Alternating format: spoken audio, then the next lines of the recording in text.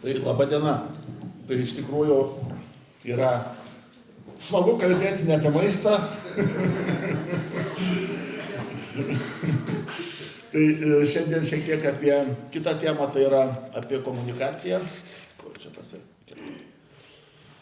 Tai pradėsiu gal nuo to, kad muziejus yra tokia savotiška praeities dabartizavimo institucija. Tai reiškia, kai mes kalbame apie tai, kaip praeitis veikia mūsų gyvenimuose, tai veikia ne apie tai, kad apie praeitį mes kalbame apie save ir mūsų visuomenės, apie mūsų socialinį, kultūrinį ir kitokį kontekstą. Ir aišku, tas teiginys apie istorinę atmintį, mano galva, tas žodis atmintis yra gerokai pervertintas tam teiginyje, nes, atmintis tai yra tai, ką aš atsimenu. Galiu aš apie sausio 13 papasakoti, jeigu norite. Su tokiom nemažom išlygom, tai yra tai, kas yra mano šeimos atminti, tai yra, ką man pasakojo tėvai, ką man pasakojo seneliai. Dabar pavyksta susitikti 4 kartom proseneliai, bet tuo ir baigėsi mūsų atmintis. O šiaip mūsų santykis su praeitim yra visiškas komunikacinis konstruktas. Ir dar yra svarbu tai, kad tai yra toks labai dinamiškas konstruktas, tai reiškia, kad nėra tai, kad kažkas sukonstravo, dabar aš jau turiu. Kiekvienos iteracijos, kas ta iteracija, tai mano prisilietimas prie kažkokio komunikacinio produkto, pavyzdžiui, užėjimas į muziejaus parodą, ekspozicijos aplankymas, apsilankymas paveldo objekte, filmo peržiūrėjimas apie praeitį, apie istoriją, knygos perskaitimas ar kažkoks kitoks, jis vėl truputėlį perkonstruoja tą mano komunikaciją, tą mano santykį su praeitim. Tai reiškia toks labai dinamiškas konstravimas. Ir aišku, tai yra konstravimas turint adresatų šiuolaikinę visuomenę. Tarasme, Vytautui Didžiajam tikrai yra tas pats, ką mes kalbam apie Žalgirio mūšį. Aš beveik garantuotas, kad jam tas pats. Bet ne tas pats mums čia gyvenantis. Kaip tas konstravimas vyksta? Iš principo vyksta per tokius 2 lygmenis. Tai viena vertus mes turime praeities visuomenės paliktus mums paveldo objektus, kuriuos tyrinėja mokslininkai ir jie sukuria mokslinės žinias. Tai mokslininkai šiuo atveju nebūtinai baigia daktaro studijas ar kažką tokio, bet mes kalbame apie žmogų, kuris turi pakankamą kvalifikaciją suprasti praeities visuomenių paliktus objektus. Tai reiškia pamatyti ne daiktą, bet perskaityti tą informaciją, kuri yra ten. Nes, vieniems iš mūsų kažkoks senovinis papuošalas archeologinis ar ietigalis tiesiog yra ietigalis, o kažkam tai yra labai vertingos informacijos šaltinis, jeigu žmogus moka tai padaryti. Tai reiškia, tas žmogus ar institucija, paveldo komunikacijos profesionalas, šiuo atveju muziejininkas, kuris dirba muziejuje, jis turi savo rankose 2 tokius daiktus, tai turi paveldo objektus.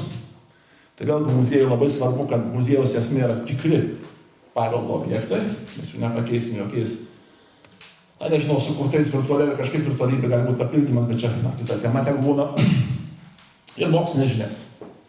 Ir tada jis, naudodamasis mokslinėmis žiniomis ir sudėliodamas paveldo objektus, sukonstruoja pranešimą, tai yra žinutę skirtą šių dienų visuomenei.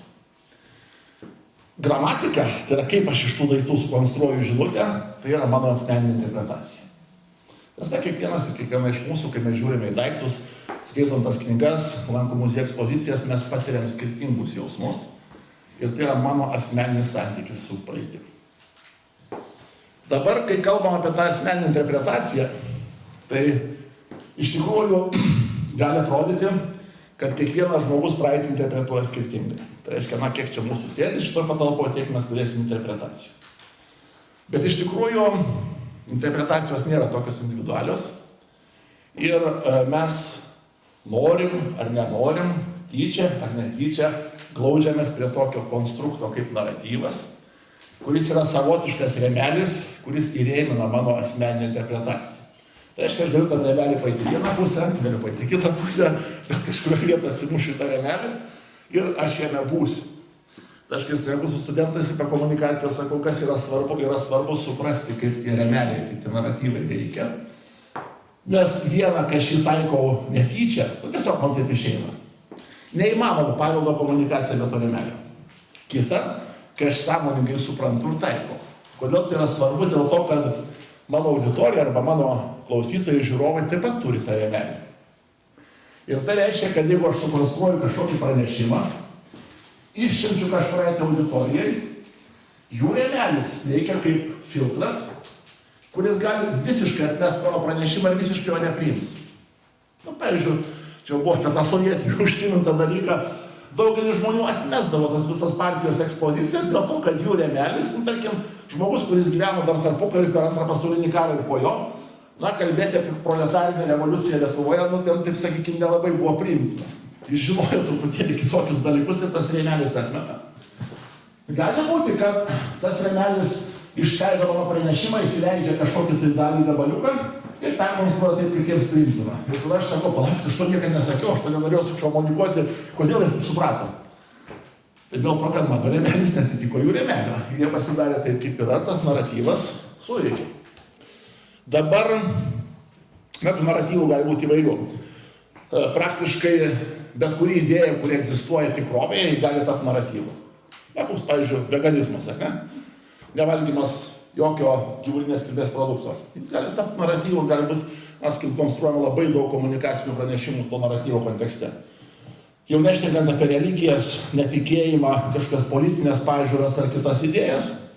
Ir dabar klausimas, ar tas lokalumas gali būti naratyvu, kuris tampa rėmeliu konstruojant vieną ar kitą pranešimą. Tai ko gero gali, bet iš tikrųjų yra klausimas, kaip mes tą lokalumą suprantam, kas tai yra lokalumas. Ir labai dažnai Lietuvoje, ne vien Lietuvoje, lokalumas yra siejamas tik su vienu elementu, tai yra su teritorija. Mes sakom, kad žodžiu, krašto muziejus, savivaldybės muziejus, na galbūt yra pati muziejų struktūra Lietuvo, valstybinė savivaldybė ir taip toliau. Iš principo yra orientuota į topografinę teritoriją. Ir labai dažnai, kalbant apie paveldą, mes pametame bendruomenę. Tai reiškia, mums labai lengva yra kalbėti apie fizinį paveldą, materialų paveldą, bet mums daug sunkiau yra kalbėti apie nematerialų paveldą. Tai yra apie tai, kaip gyvena viena ar kita bendruomenė. Ir mes dažnai nueinam lengvuoju keliu, tai yra kalbam apie materialų paveldą, daiktus, pastatus ir visą kitą, pamesdami bendruomenę. Dabar jeigu mes kalbam apie lokalumą, mes to tikrai negalime atmesti. Bendruomenė yra būtina ir netgi kalbant apie tą, vadinkim, topografinį apibrėžimą, tai ko gero, arba bent jau man yra artimas požiūris, kad topografinis apibrėžimas yra apibrėžimas ne per geografinius rodiklius, na nežinau, ten kažkokia tai, na kaip šiais laikais būtų geografinių koordinačių visuma poligonas, ar ne? Ribos, sienos ar kažkas tai tokio, bet per žmonės ir jų ryšius. Tai reiškia, jeigu mes kalbam apie regioną, mes kalbam apie teritoriją, kurioje žmonės palaiko glaudžius ryšius artimai bendrauja. Na, istoriniais laikais mes keliaujame iki laikus iki geležinkelio, ar bent jau iki pirmo pašto plento nutiesimo per Lietuvą, Sankt Peterburgas, Varšuva. Tai keliavimas buvo gan lėtas ir tie regionai buvo pakankamai maži. Tai reiškia, na vėlgi mes Dubingių regiono tyrime išskyrėm tokius du regionus. Tai mažasis tai yra ta erdvė, kuri, na, išgyvena tiesiog bendruomenę. Didesnis tai yra toks, na, plotas su centru, į kurį galima suspėti per dieną nuvažiuoti arkliu, kažką padaryti ir sugrįžti atgal. Tai tas plotas su centru yra apie, na, teritoriją apie, na, sakykim, 10 km aplink tą centrą. Spindulys 10 km, skersmuo 20 km. Beje, jeigu pasižiūrėsim ankstyvuosius parapijų kūrimo dokumentus ir pasižiūrėsim, kaip vėliau parapijos buvo tankinamos, tai paprastai buvo stengiamas išlaikyti daugiau mažiau panašų atstumą. Tai reiškia, tarp parapijų centrų yra apie 20 km. Tai reiškia, tu gyveni kažkur, tai yra į vieną arba į kitą, ar, na, tokių dalykų yra pakankamai daug. Tai šita erdvė, kurioje žmonės, na, vis tiek, jeigu tai būdavo parapija, tai daugmaž pažinodavo visus, kurie susirenka į bažnyčią, daugmaž žinodavo, iš kurio parapijos galo jie yra, ten kažkokius ten ryšius ir kitus panašius dalykus turėdavo. Ir kitas svarbus dalykas, kad tai yra kultūrinė priklausomybė, kuris skirtingais laikotarpiais gali būti susijusi su religija, socialiniu sluoksniu, tautiškumu, na, sakykime, kažkokia pilietybė ir kitais dalykais. Ir tai formuoja tokią labai įdomią struktūrą, kad kai mes kalbam apie regionus, mes iš esmės kalbam apie trimatę struktūrą. Tai reiškia, mes turim ne tik tą teritoriją, kur žmonės bendrauja, bet iš principo toj pačioj geografinėje erdvėje mes turim kelias persidengiančias teritorijas, kuriuose skirtingų bendruomenių žmonės skirtingai bendrauja. Na, čia irgi buvo užsiminta truputėlį. Mes turėjome žydų Panevėžį ir turėjom katalikų Panevėžį. Buvo dar gal ortodoksų Panevėžys cerkvę pastačius. Tai ta prasme, kad sakiau, tai yra praeities, iki bent jau tautinių atgimimų, tai religija buvo vienas iš labai svarbių dalykų, kuris jungia žmonės į bendruomenės ir kartu skyrė vieną bendruomenę nuo kitos. Ir tada mes galim kalbėti, kad Panevėžio lokalumas, jis yra, kaip sakau, žydų Panevėžys, ortodoksų ar katalikų Panevėžys. Ir tuo pačiu erdvėje mes turim, tokias skirtingas konfiguracijas, skirtingas bendruomenės, kaip tokia savotiška trimatė struktūra. Ir tada su visų šito reikalu mes atkeliaujam į muziejų ir sakom, o kaip tas lokalumas gali tapti tuo naratyvu arba tą rėminčią struktūrą muziejui. Tai aišku, dabar dažniausias yra tapatumas susietas su dabartinė administracinė teritorija, nes jeigu tai yra savivaldybės muziejus, tai paprastai jo veikimo erdvė dengia savivaldybės teritoriją. Ir labai daug kur tuos dalykus turim, ten nesvarbu, ar mes pavadinsim krašto, ar pavadinsim kažkokį kitą žodį, ar regiono, bet paprastai viskas baigėsi dabartinėmis savivaldybės sienomis, ribomis tiksliau. Ir prisimenant, kad tos ribos buvo suformuotos po Antro pasaulinio karo sovietmečiu ir dar, sakykime, ten kartais pakankam dirbtinais būdais, tai tas mūsų regioniškumas toks tampa šiek tiek pakibęs. Kitais atvejais tai yra vietinis tapatumas susietas su istorinė teritorija ar kažkokia etnografiniu regionu, Žemaitijos metai ar ten kažkoks Dzūkija kaip regionas, gali būti susietas tokiu įdomiu būdu, kaip būdas išvengti tautinio naratyvo. Tai kai mes tyrinėjom Lietuvos muziejų naratyvus, tai pavyzdžiui, Nemenčinės muziejus, Vilniaus rajono etnografinis muziejus Nemenčinė, iš principo buvo būdas, taip sakykime, nekalbėti apie Lietuvos lenkų kultūrą. Arba kalbėti tokiu regioniniu būdu, tai yra neakcentuojant kultūrinio skirtumo. Nes puikiai mes visi suvokiam, kad nepaisant Dzūkijos regiono apibrėžimo, tai dzūkas Varėnoj, dzūkas Šalčininkose ir dzūkas Vilniui, apie Vilnių aš apskritai dar paskui pasakysiu, formaliai jie visi yra dzūkai. Realiai tai mes puikiai suvokiam, kad kultūriškai yra skirtumas, dar aišku, vietinis tapatumas susietas tik su bendruomenė, pavyzdžiui, Vilniaus Gaono žydų muziejus. Tai reiškia, mes kalbam apie Lietuvos žydų bendruomenę. Ir tada tai gali veikti kaip per bendradarbiavimo modelį su dominuojančiu naratyvu. Tai reiškia, iš principo, kai mes kalbam apie kažkokį valstybės naratyvą ir jis yra tiesiog lokalizuojamas. Ten, tarkim, to pačiu sovietmečiu, kai buvo čia su Žygitu Štekeriu istorijos etnografijos muziejus ir visi krašto muziejai, kraštotyros, jie iš principo replikuoja tą patį istorijos etnografijos muziejų, tik tai vietiniais eksponatais. Jeigu ten yra kažkokia tai revoliucijos muziejuje, buvo ten kažkokia tai Lietuvos komunistinė veikėja, tai ten yra vietinė komunistinė veikėja, tai koks Baltaragis Joniškėlė, ar ten Karolis Požela, kažkurie tai kiti dar kai kas atsimena tos vardus.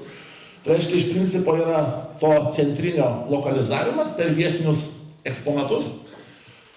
Ir ta tradicija tokia pakankamai yra gyva iki šiol.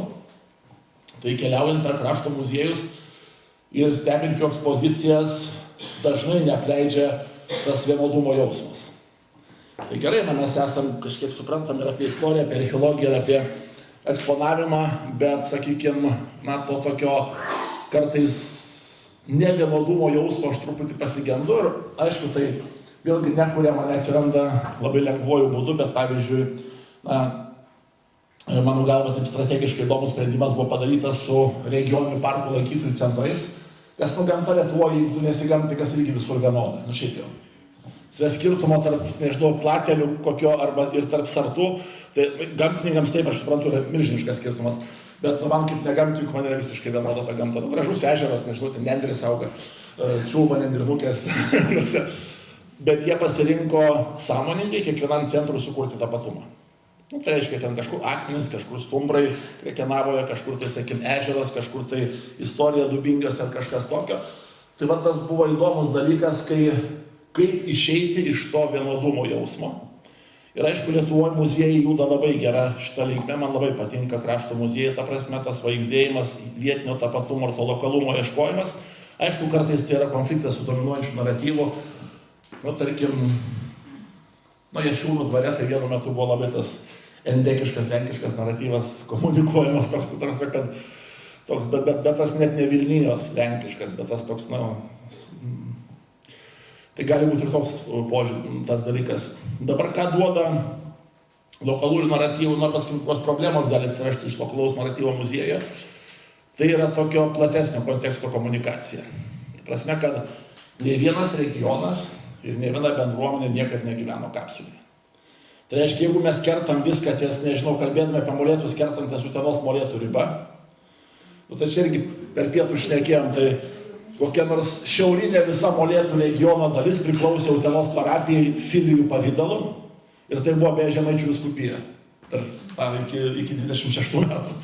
Tai reiškia, šio vietoj tas kirtimas ties savivaldybės riba, jis gali būti labai toks, sakykime, įdingas, kalbant apie procesus, kultūras, bendruomenės ir viską, nes tos kapsulės nebuvo. Ir jeigu mes tik užsispaudžiam į tą savo regioninę kapsulę, mes tada, taip sakykime, nebematome konteksto, kur viskas vyko. Problema atsiranda su europiniu pasaulio lygmens asmenybių įvykių komunikacija. Aš manyčiau, kad mūsų lokalus naratyvas, jis, pavyzdžiui, mes neturim sukonstravę pirmojo pasaulinio karo pasakojimą, bet antro pasaulinio karo neturim pasakojimą. Kas yra pirmas pasaulinis karas Lietuvoje, ten rusai traukdamas sudegino kažkieno namus, ten vokiečiai pavogė kažkieno kiaulę, ten, žodžiu, kažkam liepė tualetą pasistatyti kažkuriam kaime vokiečiai, ten dar kažkas įvyko. Ta prasme, kad mes pirmąjį pasaulinį karą turime kaip savotišką rinkinį spiečių smulkių lokalių įvykių ir per tai bendro vaizdo nebesimatu. Tai daug tokių atvejų yra, ten, sakykim, kalbant apie tos tokias ryškės asmenybės, ten kartais, išryškinimas tos asmenybės lokalumo, nebeleidžia pamatyti tos asmenybės europinės, pasaulinės reikšmės. Dabar yra dabarties regiono sąsajos su praeities regionais ir procesais, tai Panevėžys ar Upytė. Tas Upytė visada buvo Upytė ir buvo centras. Atsiprašau. Juokauju, bet kaip? Formaliai, neformaliai, bet prasme, kad, žodžiu, arba, sakykime, gravitacija link Trakų, tai šiaip Trakų vaivadija. Tai reiškia, kad tas dabarties sąsajos, jeigu mes vėl kertam ties to regiono ribą, tai istoriniai regionai buvo kiti ir netgi, sakykime, vėlgi ten, o kur bajorai važiavo į Seimą. Tai kažkaip tai, kai buvo gegužės 3 konstitucijos jubiliejus, mes sakom, reikia palaikyti vietas, kur bajorai priėmė, pasirašė, žodžiu, prisijungimo prie konstitucijos. Pradėjai galvoti, tai kur bajorai iš Molėtų važiavo pasirašyti, prisijungti prie konstitucijos. Kas tas Molėtų regionas buvo 18 amžiaus pabaigoje. Ir tada pradeda dėliotis tas visiškai kitokią struktūrą ir tada ten susižiūri, kad ko gero Jukmergė važiavo. Tai reiškia, buvo ne Utenos apskritis, ar ne Utena buvo centras, bet buvo centras visai į kitą pusę, ir tada gravitacijos vis kitaip vyko. Ir aišku, kitas vietas dalykas yra svarbus, kad miestas nėra regionas. Miestas nėra etnografinis regionas. Sakyti, kad Vilnius yra Dzūkija, o nežinau, Panevėžys Aukštaitija, ar Kaunas, Kaunas turbūt irgi Aukštaitija, dar bus, čia priklauso, kuriam krante gyvensi Nemuno. Tai ta prasme, kad šioje vietoje miestas tai yra savitas regionas. Ir labai dažnai miestas kaip savitas regionas tai yra net ne regionas, o regionų klasteris. Tai man, pavyzdžiui, patiko Kauno miesto muziejaus koncepcija, tai Kauno išskaidimas į Vilijampolę, į Šančius, į centrą, į, sakykime, kitus dalykus. Nes vėl kas yra Kaunas dabar, arba Vilnius yra dabar. Persikeliam 100 metų atgal ir Šeškinė tai buvo kaimas. Aš dar atsimenu, kaip Fabijoniškės buvo kaimas, ne miestas. Tai jau nešnekant apie, sakykime, kažkokius tai Bukčius ar kažkurios tai kitus tolimesnius, kurie dar pakliūna į miestą. Tai reiškia, jeigu mes kalbam apie bendruomenę kaip žmonių grupę, kurie bendrauja tarpusavį aktyviai, tai Šeškinė tikrai niekada nebuvo Vilnius, labai neseniai patapo Vilnium. Ir kiti miestai, kurie išaugo intensyviai per sovietmetį, ar ta pati Utena, aišku, Panevėžys augo ir, sakykim, kiti, tai iš principo mes kalbam apie klasterį, o nekalbam apie vieną vientisą darinį, kuris yra. Tai nereiškia, kad mes neturim konstruoti miesto tapatumo. Tai irgi yra kitas sluoksnis, bet tas miesto tapatumo konstravimas neturi užgožti kitų. Aišku, kitas dalykas tai yra... Gerai. Kitas dalykas tai yra, o kaip mes tai komunikuojame. Tai reiškia, ar mes padarome ir numetam viską kaip galutinį produktą, ar vis dėlto kalbam apie žmogaus galimybę susikonstruoti savo požiūrį ir savo tapatumo santykį su tuo regionu. Tai čia aš įdėjau ekspoziciją Suprasti Lietuvą, kuri man labai yra faina tapatumo konstravimo požiūriu. Ir aš joje būdamas ir kitiems rekomenduoju padaryti vieną labai paprastą, na, sakykime, žaidimą. Tai yra kiekvienoje salėje nusifotografuoti po vieną savo artimiausią eksponatą, be teisės sugrįžti atgal, perini kitą temą, tu vėl fotografuoji, persigalvoti negalima. Ir tada jūs išsinešit savo tapatumą iš tos ekspozicijos. Koks yra jūsų lietuviškas tapatumas? Na, aišku, negalim naudoti agresyvių naratyvų, kurie prieš Lietuvą, netgi netyčia. Jekaterina niekad nebuvo didžioji, Petras niekad nebuvo didysis. Užmirškime. Ačiū, tiek.